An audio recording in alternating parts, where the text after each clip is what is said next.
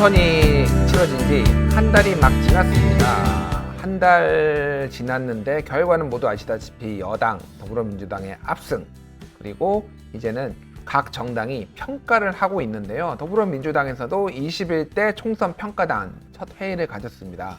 그 회의에 참석한 인사 한 분을 모시고 저희가 다양한 주제에 대해서 얘기를 나눠보도록 하겠습니다.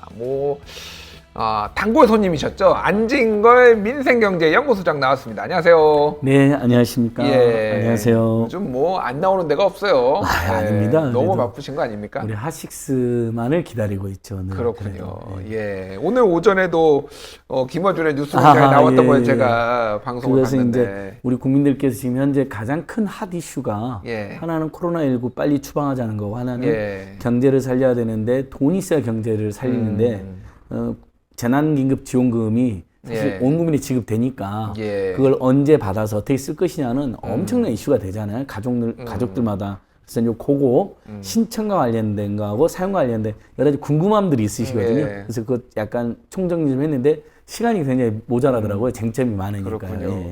김어준 공장장이 안 소장님을 부르는 거를 꺼려한다. 너무 말이 많아서 뭐 그런 소문이 있던데 사실입니까? 의혹을 밝혀주시죠. 예, 아니 서로 좋아하고 존중하는 사이지만 약간의 스타일상의 차이로 아니, 스타일이 다른 거는 분명해 보여요. 그리고 뉴스공장 정말 훌륭한 프로그램이고 압도적 1위 프로그램인데요. 아쉬운 게 있다면 상대적으로 민생경제 이슈는 좀 덜 다룹니다. 경제정책은 최백은 교수님이나 이런 분들 와서 좀 하는데 거시경제는 보통 많이 얘기해요. 서민경제, 민생경제 풀뿌리는 더 다뤄서 제가 이제 더 갈 상황이 안 되는 것도 있는 것이죠. 그렇군요. 그래서 조금 저는 뉴스공장 그런 이슈를 좀 시민들 필요로 와닿는 이슈를 조금 늘려달라 이런 제안은 해본 적이 있습니다. 알겠습니다. 제가 오늘은 최대 말이 조그맣 테니까 마음껏 말씀하시고 가도록 하겠습니다. 자, 일단은 근황 토크를 좀 해봤는데요. 근황 토크를 좀만 더 이어가죠. 나경원 바라기 이런 거 아니냐 한때 이런 별명이 붙었는데 지금 그거는 어떻게 진행되고 있나요? 그러니까 지금? 제가 한때 민생경제연구소 소장이 아니라 나경원 연구소 소장으로 나경원 연구소 소장이다. 총선 전에 경찰이 신속히 1차 고발인 조사를 하고요. 총선 후에 2차 고발인 조사까지 했습니다. 그러니까 총선 전에 또 계속 부르면 오해를 받을까봐 총선 끝나고 불렀는데 자세히 조사하시더라고요. 그리고 1차 제가 총 12번 고발한 걸 모두 다 포괄적으로 조사에 착수를 해서 그렇군요. 아마 제가 보기에는 검찰은 계속 헤맬 것 같고요. 여전히 개혁이 미진하고 편파적인 면이 있다. 다만 경찰은 본인들이 수사권 조정도 일부 됐잖아요.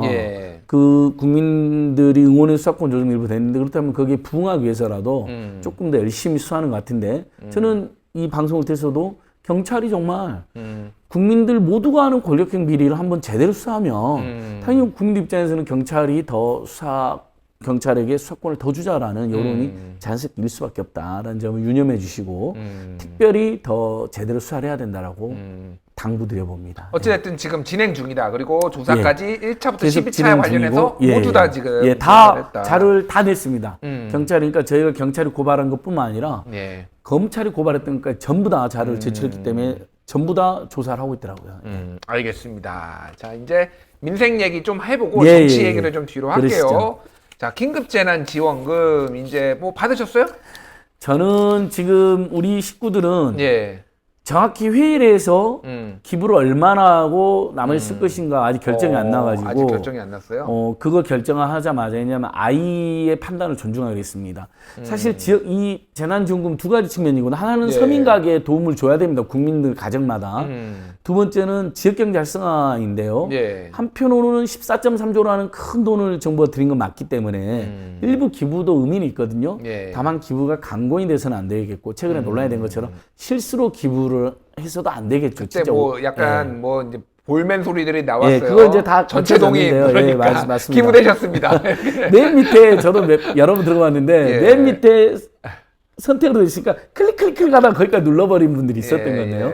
그거 이제 앞으로 팝업창을 띄워가지고 실수 안 하게 하고 만약에 실수를 했다더라도 주민센터에서 이제 이번 주부터는 이의신청도 가능하니까요. 그렇게 해서 저는 정말 원하지 않는 기부는 하실 필요도 없고 특히 이 제도는 기부를 안 하면 100% 우리가 동네 경제에 쓰기 때문에 절대 그 마음으로 뭐 미안한 마음을 가질 필요도 없고 오히려 어떤 강원도 최문지사님 같은 경우는 아예 다 쓰라 그러잖아요. 기부보다는. 그래서 그 선택의 나름이다라고 생각하고요. 근데 다만 이제 서울시 지원금하고 중앙정부 지원금 제가 직접 써봐야 저도 이제 방송이 되기 때문에 또 그러니까요. 개선점을 주변에 받은 사람들을 물색했고 만나가지고 같이 편의점도 가보고 식당도 가보고 시장도 가보고 이렇게 몇 번 작업을 했습니다.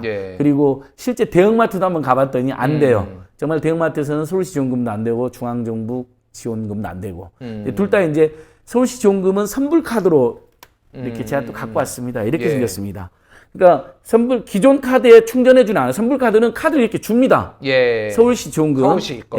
지방정부 지원금, 종이 상품권으로 받거나 온라인 상품으로 받거나 선불카드를 받을 자기가 선택할 수 있고요. 이렇게 카드를 새로 준다는 거, 신용카드 비슷하게. 그다음에 기존에 이제 신용카드 충전은 자기 신용카드에 충전해주는 거지 카드가 새로 발급되는 게 아니고. 그렇죠. 근데 먼저 충전금부터 재난지원부터 사용하게 되기 때문에 만약 어딜 갔는데 사용이 안 됐다 그러면 거기는 사용이 안 되는 곳이에요. 그래서 사전에 물어봐도 되고요. 사후에도 확인이 다 되고 이 둘 다 사용을 하잖아요. 잔액도 다 통보를 해줍니다. 그렇구나. 사용이 됐는지 안 되니까 정말 그 일부 언론에서 너무 막 불편하다는 식으로 써놨는데 사실의 댓글의 대부분도 그렇고 주변에서 제가 탐문해 보면 전혀 불편하지 않다. 그렇군요. 당연히 일부 헷갈리는 건 맞죠.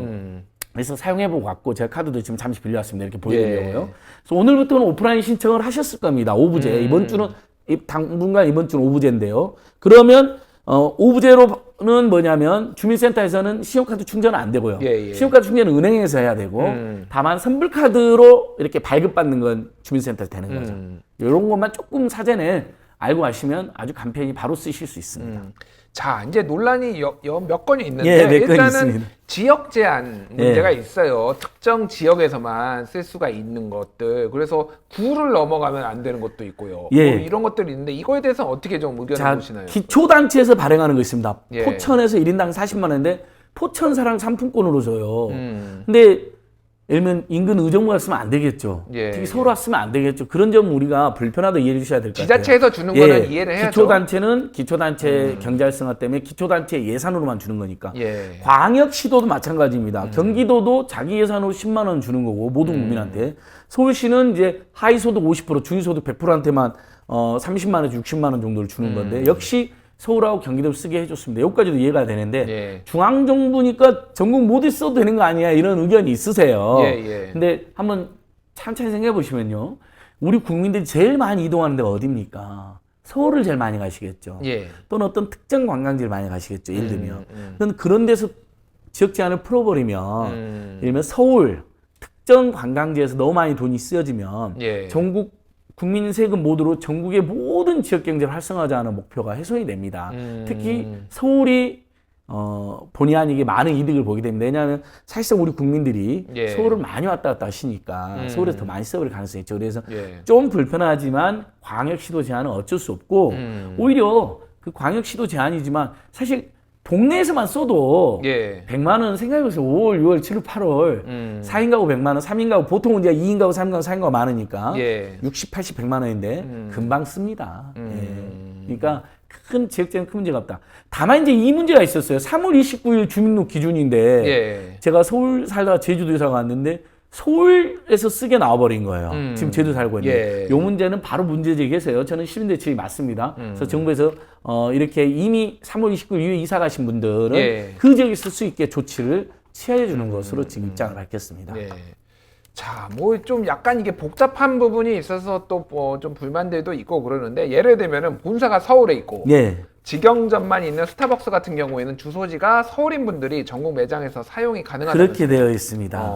이제 요 취지도 사실은 만약에 그 어떤 유명한 가게가 있는데 우리가 거기서 돈을 썼어요. 일단 서민 가게에게 돈을 쓰는 도움은 준 건 맞는데 근데 썼던데 그 돈이 지역에 하나도 안 쓰여지는 거예요. 본사가 서울에 있고 그 가맹점이 아니라 직영점이면 직영점.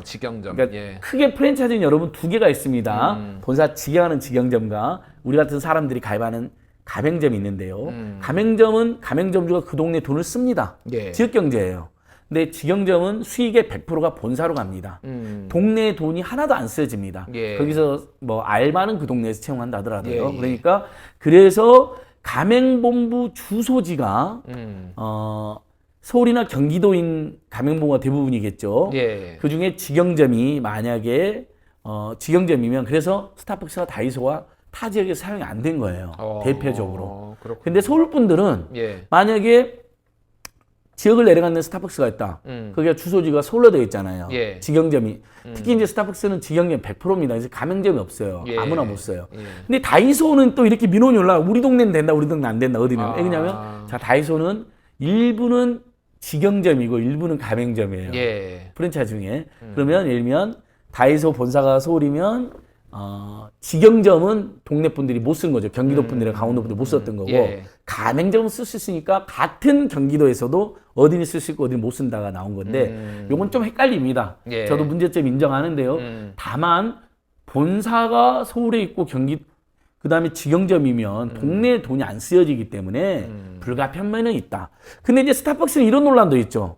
이건 세계적인 다국적 기업 대기업인데 왜 예. 쓰게 했느냐. 백화점이나 대형마트나 유흥업소처럼 사용을 아예 막았어야 된다는 지적이 많이 있는데 예. 이 재난지원금의 두 가지 특징 중에 하나 때문입니다. 일단은 대형마트나 유통 SSM이나 백화점 막는에서 중소상공인 살리는 취지도 있지만 소상공인 지원이 하나가 목적이고 있고 하나는 서민 중산층 가게가 예. 조금 그동안 너무 이제 힘들었으니까 도와주는 측면도 있잖아요. 예, 가게를. 예, 예. 근데 그분들 입장에서는 백화점, 대형마트, SSM까지는 내가 안 가는 거 알겠는데 바로 동네에서 커피 내가 좋아하는 별다방 커피도 한 잔 못 먹느냐 이런 불만이 또 있으신 거예요. 그래서 요것은 조금 신중하게 예. 판단할 수밖에 없다. 근데 뭐 저는 커피를 100만 원어치 드실 건 아니잖아요. 그러니까 사실은. 그래서 예. 한두 잔 대신 이제 그분들에게도 예. 가급적이면 재난지원금은 동네 중소상공인들 많이 쓰자. 근데 뭐 한두 잔씩 먹는 거야 어쩔 수 없다고 봅니다. 그래서 알겠습니다. 그런 점 이해해 줄 예. 수 있는데 요건 찬반 토론이 있으시더라고요. 예, 예. 그 정부에서 오늘 저 들어오기 직전에 그 속보가 올라왔는데 정부에서 이런 불만들이 있는 거를 예, 알고 조정하신다고, 조정을 일부. 하겠다라고 지금 뭐 얘기가 나온 상태입니다. 자, 그 조선일보 기사였는데 성형 수술하는 것도 가능하다. 그래서 예. 얼굴이 재난이냐 뭐 이런 자극적 정말 문구를 넣은 너무 기사를 넣었는데 너무 예. 자극적이고 정말 조선일보에 대한 우리 국민들의 분노가 요즘 나날이 커지는지 알겠더라고요. 예. 이 재난지원금은요, 우리 국민들 여론조사를 해보면요, 최근에도 7, 80%로 이렇게 지지율이 올라가고 있고요. 써보니까 더 올라갑니다. 예. 댓글들 보시거나 동네 반응 커뮤니티 보시면요, 정말 도움이 된다.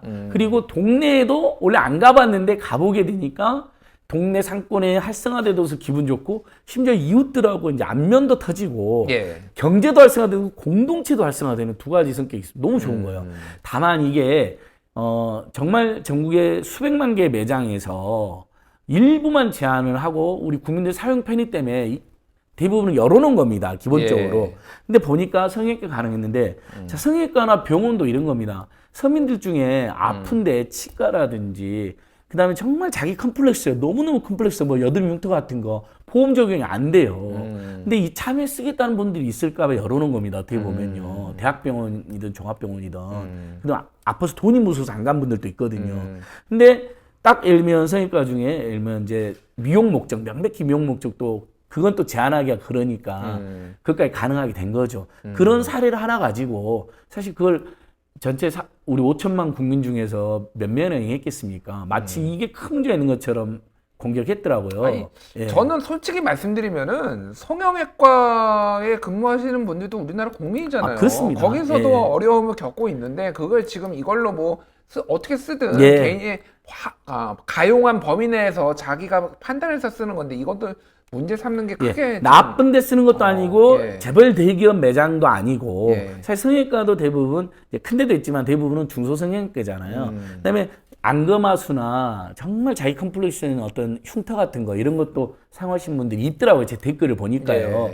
그래서 저는 이 부분 역시 이제 취지에 어긋난다라는 지적은 받았어요. 성형외과 같은 경우도. 근데 요 정도는 국민들께서 판단할 문제가 아닌가 싶습니다. 그러니까 사용처를 너무 제한해버리면 예. 또 국민들이 불편해지시거든요. 그래서 알겠습니다. 그 부분은 예. 조금 악의적 지적인 것 같다 이런 느낌 받았습니다. 알겠습니다. 예, 일단은 뭐 재난지원금은 이 정도 하고요. 정치 얘기를 좀 해보죠. 재난지원금 하나만 더 말씀드리면요. 아무튼 예. 좋은 점. 예. 그 신용카드로 우리가 충전한다 그랬잖아요. 예. 그러면 이게 적립도 되고요. 그러니까 음. 전월 실적 포함되고 우리 뭐 30만 원 이상이야지 어디서 뭐 할인되고 막 이런 거 있잖아요. 예. 전월 실적이 다 포함이 되고 오, 그렇군요. 포인트 적립도 되고요. 예. 뭐 그 신용카드를 써야만 할인되는 거 있잖아요. 예. 뭐 할인 1%를 적용해 준다니 이것도 다 됩니다. 그렇군요. 다만 할부 판매는 안 됩니다. 성격상. 예. 그러니까 정말 좋은 제도입니다. 그렇네요. 저는 만약 70%만 줬으면 큰일 날 뻔했다는 생각이 들더라고요. 그렇군요. 왜냐하면 나머지 30%들은 평소에 세금도 많이 내는데 예. 나머지 국민들 70%가 막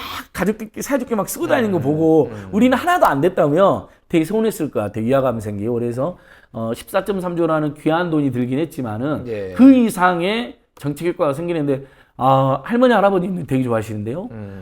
정말 한 푼이 없었고 미안했는데 손자 또 뭐 배우자들한테 맛있는 거 샀다 이 돈으로 너무 기분 좋았고 국가가 국민을 보호해주고 응원해준다는 느낌이 확 느껴졌다는 거예요. 예. 그 무형의 효과까지 생각하면 이번 정책은 정말 대단한 정책이라고 평가를 받을 것 같습니다. 알겠습니다. 예. 재난지원금 뭐 부족한 점이 있으면은 보완하면서 가면 돼요. 그렇죠. 계속 보완 요청하고 있습니다. 저희가. 예, 알겠습니다. 자, 그 민주당 총선평가단 얘기를 좀 해야 될 것 같은데, 이게 어떤 기구인 건가요? 이게 지금 과거에 이런 게 있었나요? 대선 평가단은 한 번 있었다 하더라고요. 대선 평가단은 예. 2012년도에 대선 지고 난 다음에 어차피 이제 평가를 해서 그 다음 대선 2017년 대선을 이겨야 되니까 예. 그래서 이제 뭐 촛불 시민혁명 때문에도 승리하긴 했지만 그런 평가도 일부 작용을 했다고 보고요. 뭐 저는 아직 그 당원도 아닙니다. 예. 네, 그리고 저는 이제 민주당이든 정의당이든 녹색당 이런 분들이 다 잘 됐으면 좋겠다는 보통 평범하게 그렇게 생각하는 가진 분들 꽤 있잖아요. 물론 이제 민주당을 적극 지지하는 분들 입장에서는 서운하실 수 있겠지만 이제 보통 한국 사회 진보화 계열에서 범진보 세력이 힘을 합쳤으면 좋겠다. 소통 잘하고 이제 이런 의견을 가지고 있는데 예. 역시 저는 그럼에도 불구하고 민주당 당원이 아닌 거 알면서도 좀 외부인이 와가지고 예. 저번에 공천 관리위원도 했으니까 예. 과감하게 이야기를 해달라는 겁니다. 총선 평가단은 처음이란 겁니다. 저는 패배했는데 평가단이 아니라 많이 들어봤잖아요. 예. 근데 승리했는데 압승했는데 평가단이 더 의미가 있다고 봅니다. 왜냐하면 그렇게 이 평가는 뭐냐면 압승을 해서 오만하고 실수를 하고 과잉 행동을 하는 게 아니라 예. 정확히 우리가 어떤 국민들의 마음과 민심에 의거해서 야당이 오히려 참패를 하고 예. 많은 지적이나 비판도 받고 논란도 있지만 여당이 압승했는지를 분석을 해서 정말 서민들 속으로 민초들 속으로 그다음에 민주주의와 민생을 둘 다 잘 챙기는 정치를 하겠다는 약속으로 보여지더라고요. 그래서 저도 수락을 했고요. 들어가서 이제 그런 방향으로 본격적으로 평가도 중요하고 그 평가 의거해서 정말 새로운 정치를 서민을 위한 좋은 정치를 이제 강하게 요청할 생각입니다. 자, 평가단이 꾸려졌고 예. 회의를 몇 번 했나요, 지금? 지금 딱 이제 한 번 했고요. 한 번이요? 왜냐하면 앞으로도 다음 몇 주 번 한번 했고 했네요? 앞으로 뭐 대여섯 번은 하게 될 것 같은데요. 대여섯 번이요? 다음 예. 주 이제 다음 주입니다. 이번 주까지는 서로 이제 많이 평가도 하고 공부도 하고 주변 이야기도 듣고 와서 예. 다음 주에 목요일 금요일 연속 이틀에서 집중적으로 그렇군요. 발제도 토론도 하는데 첫 그래서 저도 회의에서는 주로 어떤 얘기들이 좀 나왔나요? 이제 이 총선기획단 취지 천으로 만들어졌다. 대선기획단, 대선평가단 옛날에 있었지만 처음이다 하는 거. 예. 그다음에 의원들 인사도 하고요. 그러니까 의원들 몇 면도 보니까 다 골고루 해요. 당선자도 있고 낙선자도 있고 그럼요. 사선도 있고 삼선도 있고 재선도 있고 초선도 있고요. 지역도 계시고 예. 그다음에 청년도 계시고 외부 인사도 2명이나 돼요. 당내 인사가 아닌. 그래서 예. 자기들이 각각 생각하는 이제 어떤 총선 방향에 대한 총선 평가도 내놓고 과제도 내놓고 예. 그다음에 이근영 전 전략기획원장 같은 분들의 발제도 요청하고 이제 이렇게 해가지고 집중 예. 평가를 할 생각인데 저는 이제 복귀를 해서 평가하는 것도 중요하지만 사실 2년 후에 또 지방선거하고 대선이 있지 않습니까? 많은 국민들이 예를 들면 촛불시민혁명이 제대로 완수되기 위해서도 범민주 진보 개혁 세력이 정말 2년 동안 잘해서 지방선거나 대선 한 번 더 잘 돼야 된다 의견 가지고 있는 분들이 많거든요. 그 열망을 실현하려면 어떻게 해야 되냐? 예. 저는 이제 과제가 집중 토의돼야 된다. 이제 이런 의견을 제시할 생각입니다. 그렇군요. 자, 뭐 앞으로 더 결과가 남아있고 아직은 시작이니까 그런데 집중 토론하면 예. 그 결과도 제가 가감 없이 보고 드리겠습니다. 알겠습니다. 혹시 뭐 지금 그 당선인, 윤미향 당선인이나 뭐 더불어시민당 뭐 이런 거와 관련해서 좀 얘기가 나온 게 있나요? 오늘 이번 회의에서는 이제 그 논란을 할 시간이 없었습니다. 다만 이제 양정숙 당선인, 윤미향 당선인과 관련 논란이 있지 않습니까? 양정숙 당선인은 약간 개인적 어떤 비리나 부조리 혐의가 집중되어 있고, 윤미향 당선인 이제 정의기억연대 운영을 둘러싼 논란인데요.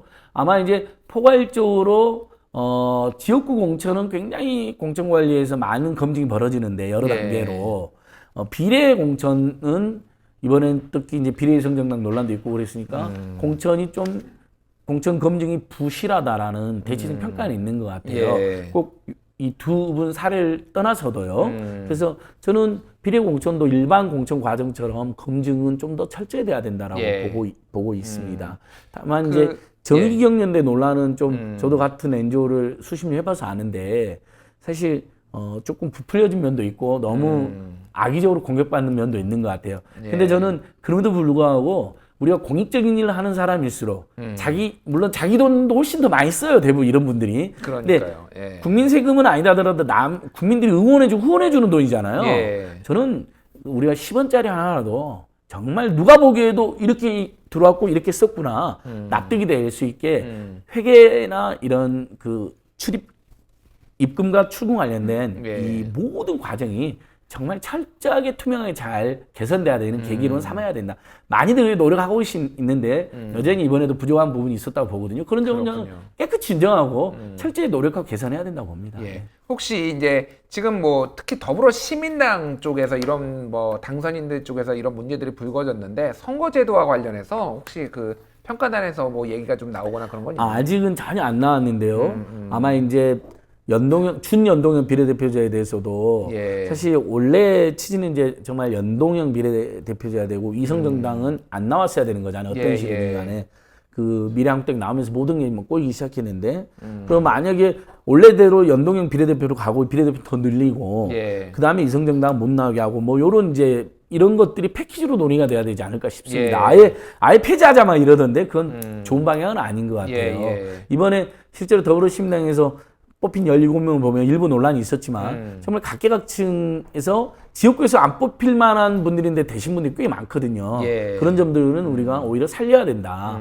그리고 여성이나 청년들 많이 됐잖아요. 또 그런 점들을 보면 그 비례대표가 늘어나면 여성 청년이 상대적으로 많이 들어가는 효과가 생긴다. 그런 점은 개선하고 살려야 된다고 봅니다. 없앨 게 아니라. 어찌됐든 위성 정당을 만들어서 이득을 보는 일이 없도록 제도적 보완을 해야 된다는 거는 어떤 당내에서도 약간의 공감대가 있을 것 같아요. 그런 부분은 저는 생기지 않을까요? 왜냐하면 이번에 전 과정이 지지자님들이 보기에도 좀 매끄럽지가 않았잖아요. 여러 가지 불편한 것도 있었고 미안당 따라하는 것 같아서 민망한 것도 있지 않았습니까? 불가피한 면도 있었다고 보지만요. 그런 점은 좀 말끔히 개선되는 게 맞다고 생각합니다. 한국 정치를 생각해서도 그렇습니다. 민주당을 생각해서도 그렇고요. 그렇군요. 자, 뭐 아직 평가가 본격적으로 진행된 건 아니니까 좀 앞으로 한 번 더 진행됐을 때 한 번 더 모시고 얘기를 해야 될 것 같아요. 자, 민주당에 바라는 점, 그리고 뭐 앞으로 어떤 활동을 하실지 좀 말씀해 주시죠. 일단 우선적으로 우리 국민들께서 재난정과 궁금한 거 있으면 언제든지 우리 댓글 남기면 제가 들어가서도 댓글도 답도 하겠습니다. 그 다음에 저는 민주당의 압승은 민주당이 잘해서만 압승한 거 아니라는 거 우리 시청자들 대부분 그렇게 많이들 이야기하시잖아요. 코로나19라든지 문재인 대통령에 대한 평가라든지 야당이 너무나 엉망이고 막말하니까 거기는 나경원, 오세훈, 황교안, 김진태, 민경욱, 이현주 이런 사람들 얼굴을 내세운 정당이거든요. 당연히 심판받을 수 없는 거 아니겠습니까? 근데 앞으로는 이제 그런 사람들하고 경쟁하는 게 아니라 민심하고 경쟁하는 겁니다. 우리 민심이 민주당한테 민주주의는 더욱 발전시키고 서민들과 중산층, 민주당이 정당이 그잖아요. 서민과 중산층의 정당이잖아요. 서민과 중산층들 솔직히 지금 살기가 어렵습니다. 국민은 그렇지 않습니까? 그들을 위한 정말 제대로 된 경제정책, 민생정책, 사회정책 내놔야 됩니다. 재벌 대기업이나 소수 기득권 세력에 치우치면 안 됩니다. 집권 여당들이 보면 꼭 나중에 꼭 그런 경향이 있거든요. 그러면 저는 민심이라는 게 무서워서요. 언제든지 갑자기 돌아서서 또 확 심판하자 할 수가 있거든요. 정말 무섭고 두려운 마음으로 남은 일단은 상반기 2년을 민주당이 임해야지 지방선거 대선에서도 좋은 결과가 있을 것이다. 정말 무섭고 두려운 마음을 가져야 되고 오로지 서민 속으로 민심 속으로 민초 속으로라는 걸 다 같이 다짐해야 된다고 봅니다. 알겠습니다. 예, 저희들도 계속 민생경제연구소도요. 민주당이든 정의당 이런 분들이 국민들 위한 좋은 정책을 많이 내놓을 수 있도록 계속 호소도 하고 감시도 하고 다만 잘한 게 있으면 확실히 박수도 보내드리면서 예. 응원도 하고 이렇게 활동해 나가겠습니다. 알겠습니다. 하실 말씀 부족하지만 다음에 나와서 더 하시죠. 예, 다음에 한번 예. 저기 몇 주쯤에 예. 그 총선 평가단이라든지 재난지원금 이런 거 다 평가해서 조금 제가 더 길게 한번 시간 주시면요. 알겠습니다. 자세히 한번 말씀드리겠습니다. 예, 지금까지 안진걸 민생경제연구소장이었습니다. 감사합니다. 감사합니다.